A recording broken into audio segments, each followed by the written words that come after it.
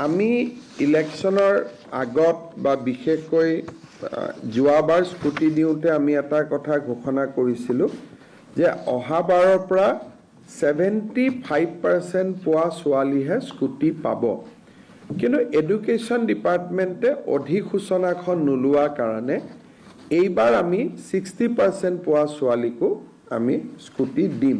অহাবাৰৰ পৰা নিদিওঁ, তেতিয়ালৈকে আমি এডভাৰটাইজ আদি বা অধিসূচনা আমি প্ৰকাশ কৰিম।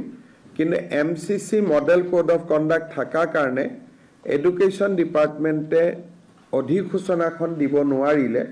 সেইকাৰণে বহুতে হয়তো ক'ব পাৰে যে আমাৰ লগততো গভৰ্ণমেণ্ট অৰ্ডাৰ নাই, গতিকে মন বেয়া হ'ব পাৰে। সেইকাৰণে এইবাৰ আমি আপ টু 75% নকৰি 60% ছোৱালীকো আমি স্কুটি দিম। প্ৰায় 50,000 ছোৱালীয়ে এইবাৰ স্কুটি পাব। গতিকে নিযুত মইনা আঁচনিখনৰ প্ৰথম ধনটো আমি 11 অক্টোবৰত বেংক একাউণ্টত ট্ৰান্সফাৰ কৰিম। ইয়াৰ মাজত প্ৰপত্ৰ আদি পূৰণ হ'ব। এইবাৰ যিসকল ছোৱালীয়ে প্ৰপত্ৰ পূৰণ কৰি নিযুত মইনা আঁচনি পাব, দ্বিতীয় বৰ্ষত আৰু তেওঁলোকে প্ৰপত্ৰ পূৰণ কৰিব নালাগে।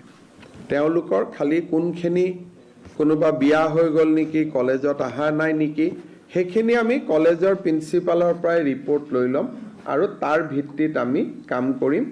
তেওঁলোকে এবাৰ ফৰ্ম ফিল আপ কৰাৰ পিছত দ্বিতীয়বাৰ ফৰ্ম ফিল আপ কৰিব নালাগে। এই ফৰ্মখনত দেউতাক মাকৰো এটা চহী লাগিব। গতিকে কোনোবা দেউতাক মাকে যদি ভাবে যে মোৰ আৰ্থিক অৱস্থা ভাল আৰু ছোৱালীজনীক এই আঁচনিটো লৈ পেলাই মই চৰকাৰখনক আৰ্থিক বোজা দিব খোজা নাই, কোনোবা ছোৱালী যদি নিজে আঁতৰি আহিব খোজে বা দেউতাক মাকে যদি আঁতৰাই দিব খোজে, তেতিয়া তেওঁলোকে স্ব ইচ্ছাই পাৰিব। আদাৰৱাইজ ইয়াত কোনো ইনকাম স্লেব নাই, BPL APL বুলি কথা নাই। কলেজ বা মহাবিদ্যালয় বা বিশ্ববিদ্যালয়ত যোনেই পঢ়ে তেওঁলোকেই এই আঁচনিখনৰ সুফল পাব।